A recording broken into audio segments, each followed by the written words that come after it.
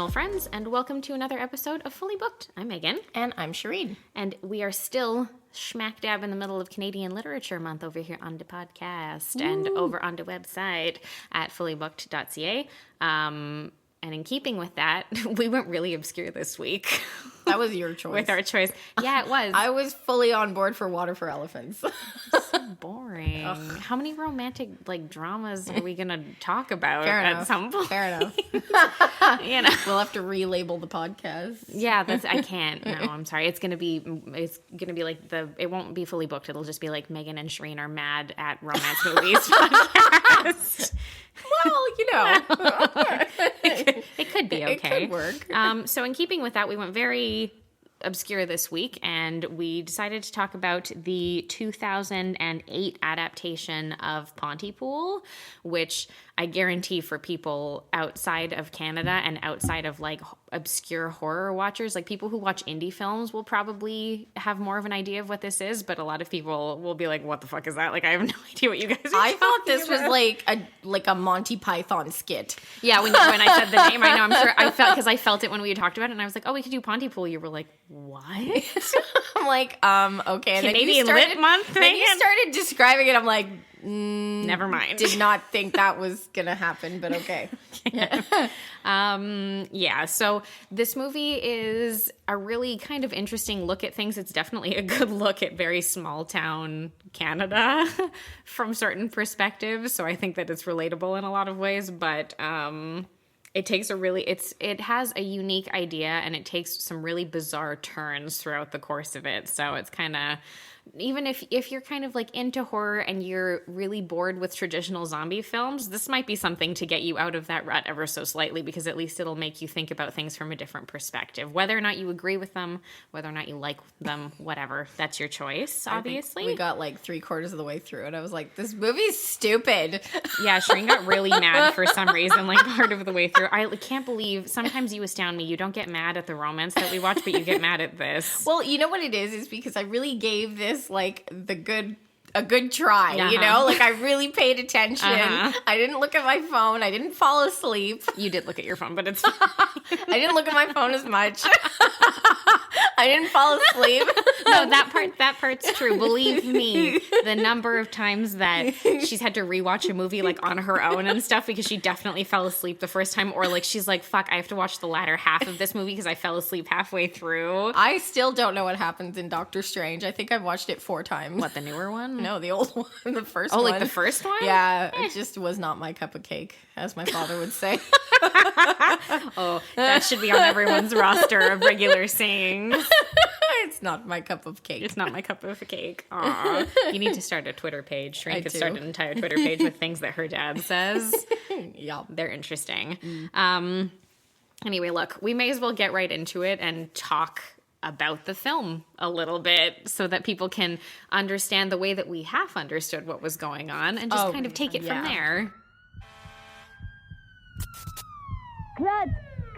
We still do not have an official version of these events, and it's very difficult at this moment to get a fix on what has happened. Oh, God! These people are trying to eat their way inside. They cut into our signal. Ken? And their eyes. He's looking at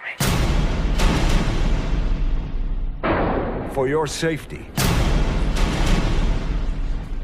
please avoid contact with family members and refrain from the following. All terms of endearment. For greater safety, do not translate this. I mean, if you know what happened, then that's I'll be here for the explanation. I think I have a pretty good idea of it. So Pontypool, like I said, is a 2008 film. It is based on the 1995 novel called Pontypool Changes Everything. Fully Canadian, obviously. The book is also written by a Canadian author. And it currently has a score. See, this tells me that a lot of critics are always into like the really funky kind of weird films that like are much more obscure and have a lot more subtext happening in them. So the movie currently has a score of 6.5 out of 10 on IMDb and 84% on Rotten Tomatoes. What the hell? I don't know. Look, for me, there are a lot of aspects of this that I found interesting. And if something makes me think, that doesn't bother me. And so it kind of depends like what you like or don't like about watching films in general and like what you want to get out of them. Because for some people just want pure entertainment. When they go into a movie, they're like, I would just like to have a good time and I would just like to be entertained throughout the course of this film. So it depends kind of like, and I don't think there's anything wrong with any way of watching a movie. If that's what you like, cool. If you only like looking for subtext and looking for deeper meaning in things, that's also fine. If you like a mix of the two, that's cool. I don't think it really matters. Yeah, like I like a good mix. I think I just got really confused with this one. Like, it's unfortunately it got very obscure. Yeah. Okay. So let's give everybody just kind of like a brief overview of what this story actually is. So basically the story of Pontypool, it's set in a very tiny town called Pontypool. This place actually exists in, I think, southern Ontario, if I'm not mistaken. It's very tiny, very low population. There's not a whole lot going on. And it basically follows one night or very early morning shift for a morning radio DJ, like a radio host for obviously what is very like a very local, very tiny syndicated radio station. So it follows him. The character's name is Grant. It follows Grant, his producer Sydney, and their technical advisor or assistant named Laurel Ann. Who are the only three people who work in this radio station because, again, it's super small. They don't need a very big crew or anything to really... It seems like they're like a late night show, too. Because they kept on saying the morning, so I feel like it's maybe one of those morning shows that starts at like 4 or something, you know, so they have to get there. When he got to exactly, the yeah, that's it. So this basically follows them like one very early morning shift that they're having. And this film follows it's all set in one location. Basically all of it takes place at the radio station other than the intro to the film. All of it takes place at the radio station, and it basically posits the idea of not exactly a zombie outbreak necessarily, because it's not like a disease that's been transferred or something like that. Like, it's not like people are being like bitten and they're like turning into zombies because of it. They're triggered by the idea of specific words, and like the language is what sets people off. Specifically in English. English is specifically the only yes, you're right, because that comes that's into play. Contaminating them. Yes. Yeah. That is, yeah, like quote unquote contaminated, and specific words are setting people off, and repetitions of types of phrases and stuff seem to set people into this. And it's almost like the language, basically the way that it's described is that the people who are being affected by this, they're losing their ability to like make sense of the English language when they're speaking it. So their understanding of it is like shifting as they're speaking almost, which causes them to like repeat and everything. And it basically drives them crazy, kind of. So yeah, it like they start like repeating the words over and over again, and then they start having like zombie tendencies. Yeah, and then it turns into like bouts of rage and not just like, oh, I'm confused and I don't understand what's going on, and it seems to drive them this way. And they do, in the way of like a more traditional zombie story, go looking for quote unquote victims, like go looking for other people that they can transfer this to. Like they're trying to speak to other people, and that sets other folks off, basically, and causes a chain reaction that sort of occurs through everybody, again, communicating in English. And that sort of, it follows basically like these three people specifically, and them finding out only through over the radio and through phone calls and things like that until much later in the film what's happening. So it's like, you know, if you were sitting at home but you didn't have access to like your phone or anything, and you were just getting information slowly but surely through like one radio show telling you what's going on. And also consider that the book's from 1995 and the film even itself is from 2008. And even if people, like in the film, it's obviously set like at that time, so people have cell phones and stuff. But it's like if you think 2008, most of us had like a flip phone. Yeah. At that time. And I think that's what they have in this movie. They do, yeah, that's it. Everybody has like a flip phone, so people aren't like, you're not sharing news stories through your phone. You can't access the internet through your phone. No, you can only share via like the spoken word, which is, when you think about it, the problem. Which is, again, so that's it. So that works. Contamination. Like, you couldn't make this movie now unless you set it at a time like this, when you wouldn't have had access to a smartphone, so you couldn't have like texted people easily or done anything like that. Like, everything was, most things were done still through phone call at that point, which is crazy because 2008 wasn't that long ago. Oh, we've come a long way. It's wild, eh? When did the iPhone come out? I want to say like 2008, 2009? Probably 2008, 2009 was probably like the first iteration of the iPhone. So this was like just coming into being. Out? Jesus. Yeah, it revolutionized a lot of stuff. Yeah. People who are a lot younger, I think, won't have realized this. But yeah, it was pretty crazy when it started happening. You started being like, wait, hang on, what are you talking about? Like, I could use my phone for just everything. It seemed like a weird tiny concept. Computer. And there was a part of you when it initially happened that was like, oh, I don't want that. That just seems like a weird idea. So I remember being really like surprised and kind of put off by it for a while, because I wanted one in the worst way. I was like, oh my God, it's like a tiny computer. Yeah, it's like really, really small, but it was like such a weird idea. Yeah. So that's basically what it follows. And pretty much, I think, I'm assuming the book as well. I haven't read it, but what I can only assume is that the book itself, and also in turn this film, is kind of trying to posit like a criticism of the English language as a whole. And I think that part of the way that they're doing it also is that if people aren't Canadian, they might not know this. So is that the country as a whole has kind of like a very long history, particularly between Quebec and Ontario, those two provinces, of infighting due to language issues and things. I can't really get into like the history of all of it because we'll be here forever. Yeah, but basically Quebec is French, Ontario is English. The rest of the country is mostly English, aside from like pockets of people out in New Brunswick, like Acadian folk tend to speak mostly in French, and there are pockets in places like Manitoba and stuff like that. But it's not quite the same French. No. So, the Quebecois, they've got a very proud way of looking at their language. It's their right. But in this movie, it was interesting because, like Megan said, it was like a criticism of the English language. What you also have to understand is that English uses like one word to signify 7 different 10 things. Whereas in French, you've got 10 words to signify 10 one thing. Yeah. And so, like, if you were in this situation, I don't think it would apply to the French language, because you could just keep using a different word. Because your different word would mean different things. Yeah. So I'm trying to think of like a good example of this. If you look at a word like any way that you pronounce the word vers. Yeah. Vers can be VERS, which is like to go towards something. It could be a worm. It can be a worm because it's VERRE. No, that's glass. Oh, sorry. Yes. Okay. Yeah. So it's VER, I believe. Yeah. That's and then VERRE is glass. Yeah. So there are so many words like that in French where that's it. You pronounce it the same way, but it's spelled differently and it means 17 different things. Yeah.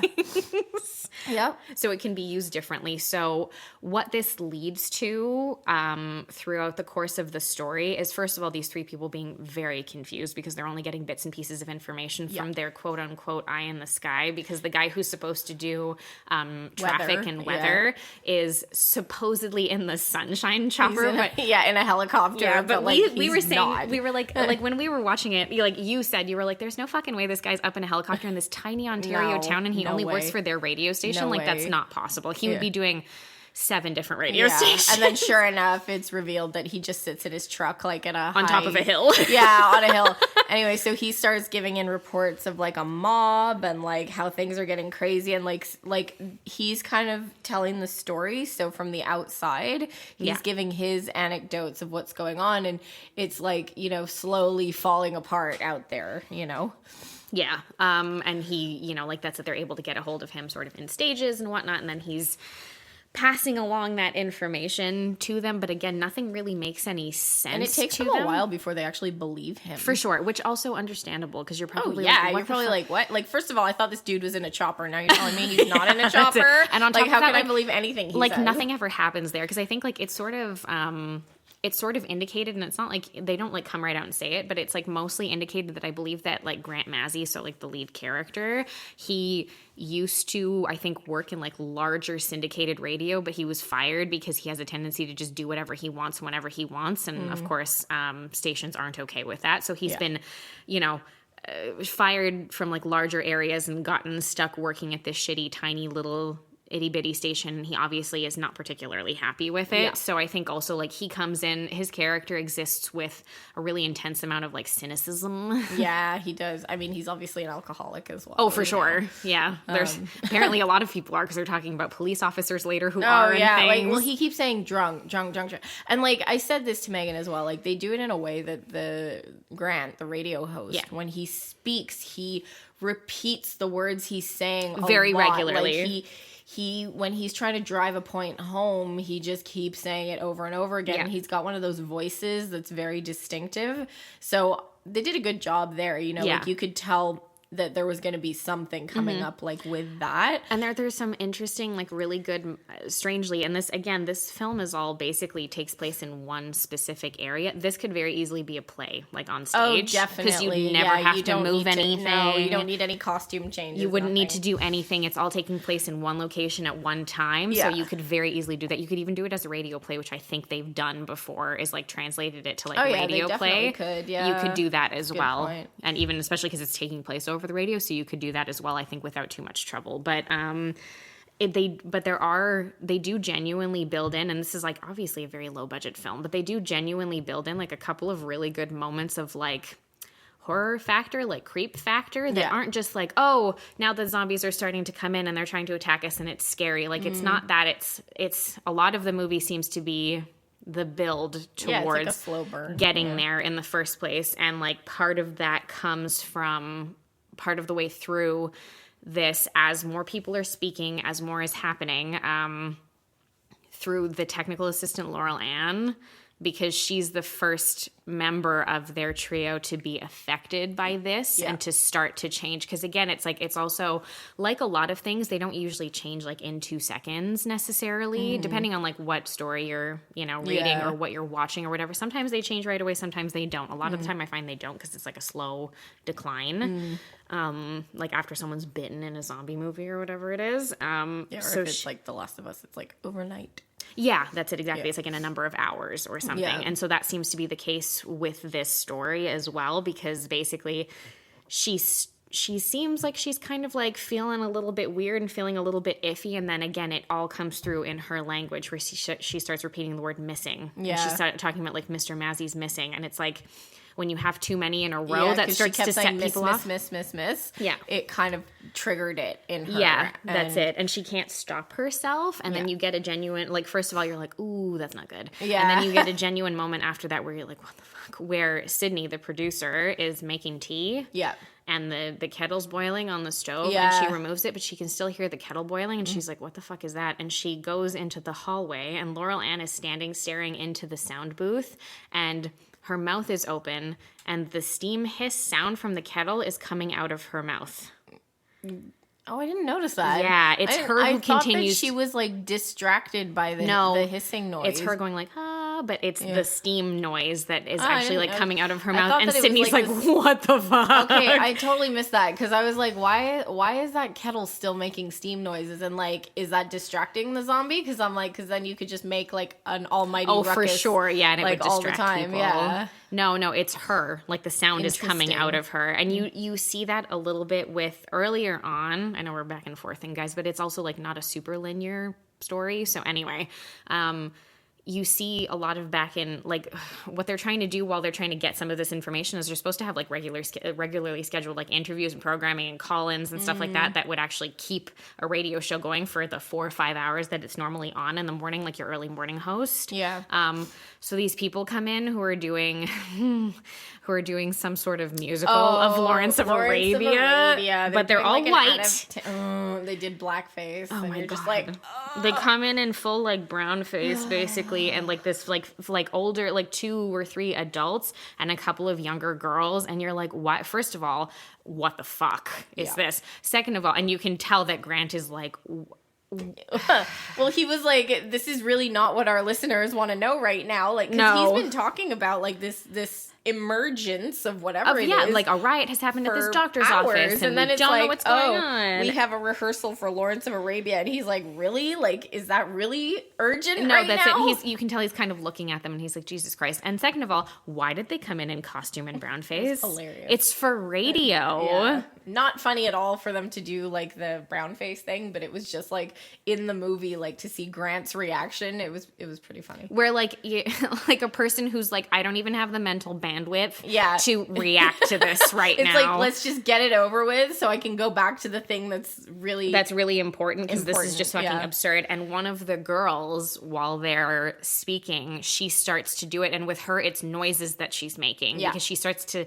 try to say something and she goes pra, and then she gets stuck and she's like pra like over and over again, and she like can't stop herself. And you can see when people are starting, it's like they don't understand what's happening to them either. They're like repeating things or doing things, and they look very confused. But they don't like contaminate others. Like, for example, Laurel Ann, sorry, she doesn't contaminate Sydney, and No. like this girl doesn't contaminate Grant, who's in the booth. No, they don't seem to, at least not in an obvious way. Yeah. So it does seem to be specifically through just you speaking, and like what starts to happen because of because of the spoken words that you yourself are using, and just everybody being around people who are speaking on a, like, I think it takes a while. Like, I think for like, it's like a while of being around people who are speaking a lot where that starts to happen. So it does start off in like a really slow way, and then it kind of builds, like, and eventually that's it. Like Laurel Ann changes, and then at the same time, so there was all the reports that were coming in were about a riot at this doctor's office, Dr. Mendez, who literally shows up at the radio Dr. station. Mendez, who's German. Is Anyway, he German or Portuguese? I thought he was speaking German. It didn't sound Portuguese at all. I don't know. That's what I wasn't too sure of either, because I was like listening to him and I was like, what language is this man Definitely speaking? sounded like German or something, but I might be wrong. I don't know. Maybe. You might be right, though.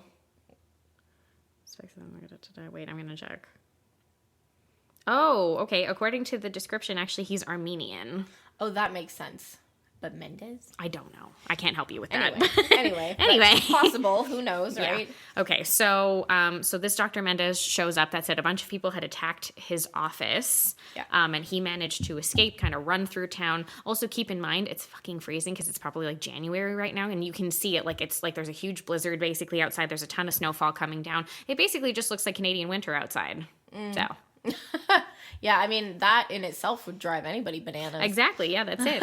Let alone having to just sit around and talk to people all the time because it's shitty outside.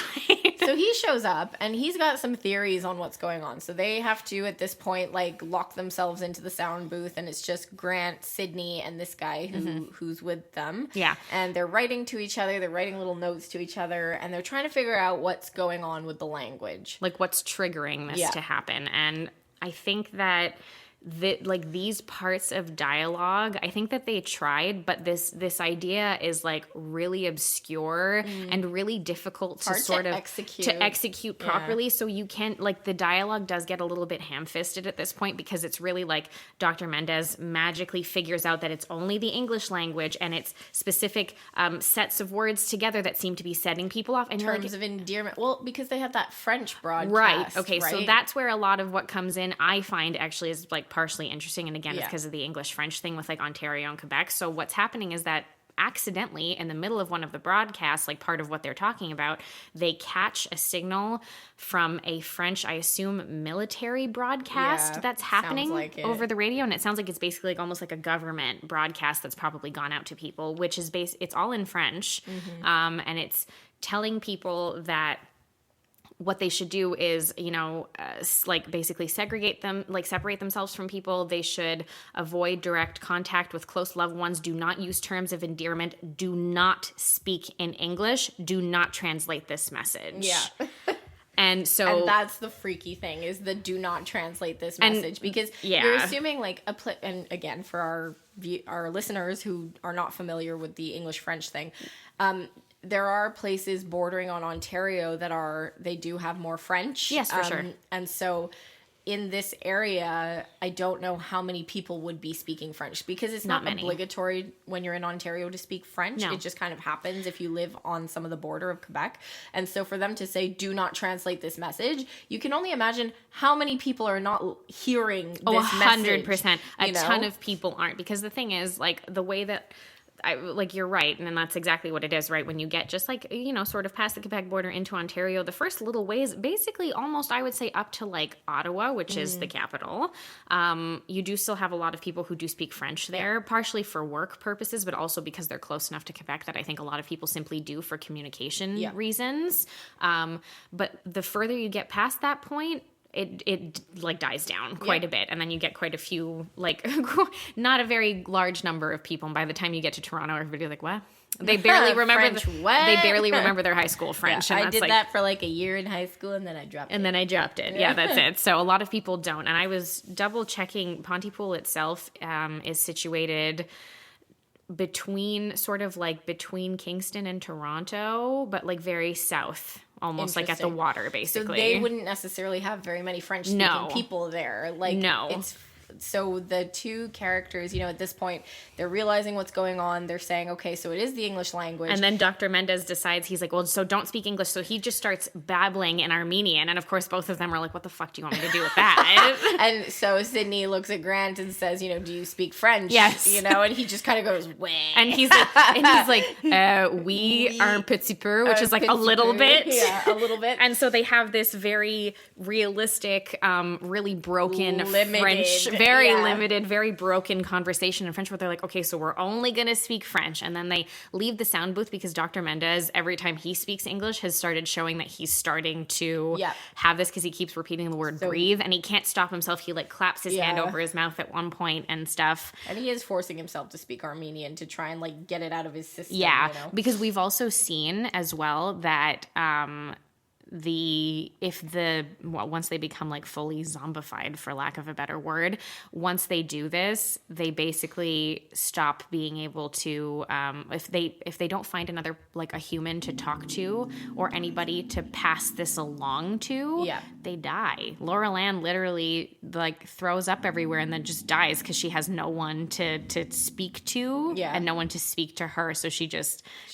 Her brain stops working. So it's weird because it's like they're living off the language, but the language is killing them too. Yes. Right. So after all of this has happened, they've like ditched Dr. Mendez because they're like, nope, fuck that guy. Well, what are they going to do? No, I don't blame them. Learn Armenian? I'm not even saying it in a bad way. Yeah. I would also GTFO, because especially when he keeps on like accidentally saying something in English and then it starts to trigger him again, I'd be like, no, I'm getting out of here. Yeah. No, thank you. So they do. And obviously at the same time, because of the radio broadcast, again, that's not incredibly clear. The other zombies have been like attracted to the radio station, so they're all busting in at this point and like trying to get to them. So they like barricade themselves in a closet.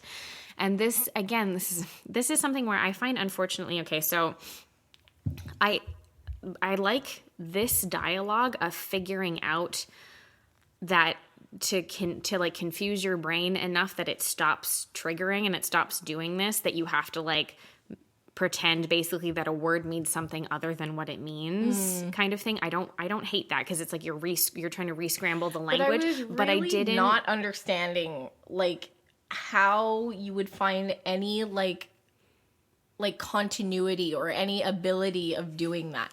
Like, I understand that it's supposed to be senseless. I think it's sort of senseless, and I think it's sort of that you have to like you're trying to trick yourself, which is like a really weird sort of concept. So basically they start like doing that because Sydney's starting to like be affected by this at this point, and she knows it. So they do kind of come up with this thing where he's like, you can't say the word like kill over and over again because it's going to trigger you. So like, okay, kill is kiss, kill is kiss, kill is kiss. And that's like something that they used to like. The word can't mean anything like the opposite or anything similar. It can't mean the opposite meaning. Like, it can't be like kill means live or something like that. You couldn't do that. It has to mean something totally different. Yeah.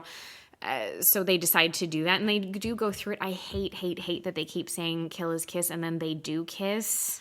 Oh God! Like, like, it wasn't one of those movies No. where you're like, oh, like, this is a love interest or whatever. Like, it was just, like, not, it was not, that was when I was like, this movie's stupid. Yeah, I didn't. Like, I really didn't love that they did Yeah. that. Anyway, so they kind of do that, and they've like put a broadcast outside as well, which attracts like the infected folk outdoors. So they kind of start leaving, so they're able to go back into the sound booth after. And when they do, because they've figured out kind of how to fix this a bit, there are broadcasts coming through again from like French military police, basically, who are pretty much saying like, we're about to bomb this whole town. Yep. We're going to like blow everything up. yeah, and they're like, stop making broadcasts. Like, stop that. Yeah, stop broadcasting. We're going to blow up everything, blah, blah, blah. And so Grant kind of goes on in one final way because he's like, maybe if I can get people to start doing that, maybe if I can get people to flip things around, they'll understand better and it'll be like, we'll be okay. Yeah. And in a more realistic sort of ending, like, it's too bad because, you kind of are like, oh, maybe it'll work. Like, it doesn't fucking work. No, it doesn't They work. bomb the town and they die. But like, that's it. That's what I'm saying. Like the whole like language thing, it doesn't make sense. Like, there's no. I get it. Like, they're trying to come up with a solution on the fly, Yes. but like it just wasn't a good solution. yeah, no, I mean, it wasn't going to work anyway. Yeah. If anything, they should have just tried to get out the two of them and Yeah. been done with it. But no, I don't. It's too bad because I think it's maybe like the last quarter of the film for me that I start to be like, ooh, okay. Yeah, like I would. That's why I was like 3/4 of the way through. I was like, this is stupid because it annoyed me. I was like, you had such a good concept, It's and like it just- kind of yeah. dropped off. That's you know? it. So it does end that way, and then you do hear right, and then overlaid with like the credits basically that are running, you do get like again more radio call Yeah. kind of indications of like further outbreaks Yeah. potentially in other areas and stuff like that, and you do it does kind of fiddle down. You do kind of hear that it gets like basically the news of it does get to like England at one point, which Well, they start that way, don't they? They Yeah. have somebody from the BBC who's call calling in. and he's the one who's also giving them information as well at first, being like, well, we've heard that French Canadian military police have barricaded like the border basically, and that they're looking to like Pontypool's in full quarantine, et cetera, et cetera. And again, all of that works for me because it's part of the confusion of people who are experiencing Absolutely. an event like this and have no fucking Totally idea what's fine. going on. Like, honestly, like, I thought it was fine. Like, low budget indie film, fine. I'm it's here fine. for it. It's fine. It was great until that whole scene where he's like, kill his kiss, and then they kiss, and I'm like, Yeah, and then they kiss again right before like they die, basically. Yeah. And I was like, oh no, that was like a really weird little like we've added it Yeah. we've added it almost at the last we're minute. trying to stretch our audience here. Yeah, you know? or something, or maybe trying to attack like a different kind of audience. I don't know. Look, whatever. Maybe it works for some people. I don't love it. I do find that it's just like that latter, like the last like 20 minutes or so of the movie that I'm like, oh, okay. Yeah.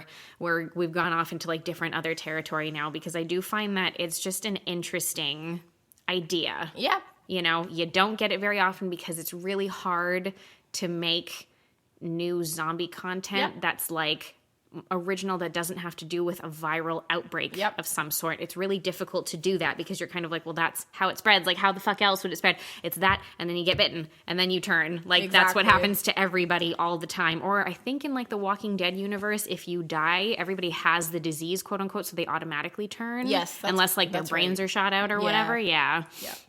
It's something like that. So yeah. So again, not perfectly executed, but it is interesting. And I think from the perspective of like English people living in Canada, but in a French speaking province, it is kind of interesting to get I had a chuckle. a little, yeah, to get, I was like, oh, okay. well, and I fully 100% buy that when they're like, like sort of like French military police are doing this and they don't want to talk to the English people about it. I'm like, nah, I believe that. I believe that.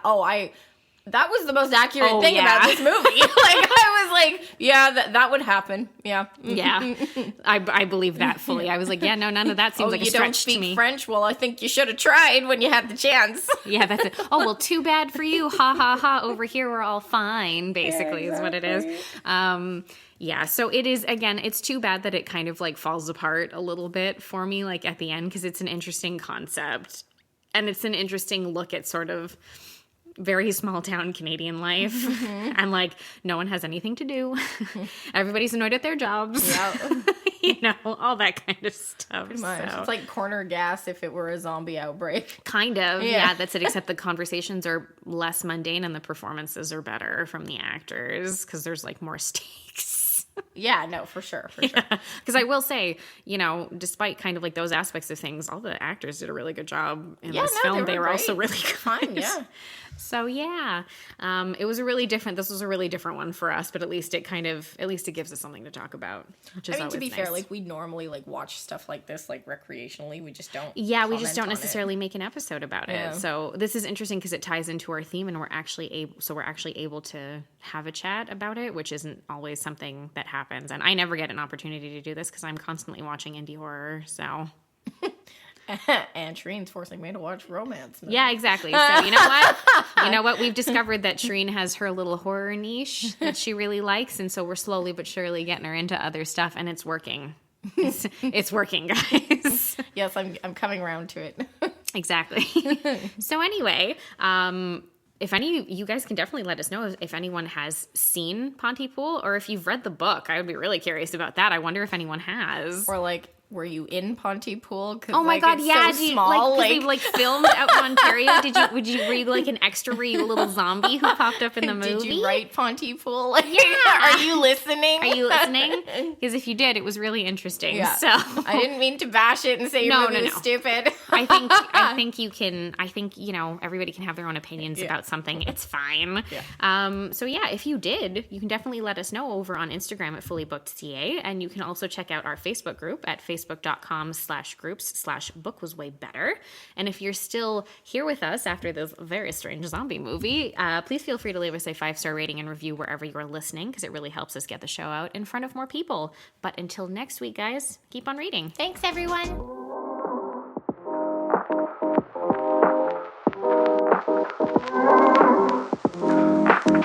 Thank you.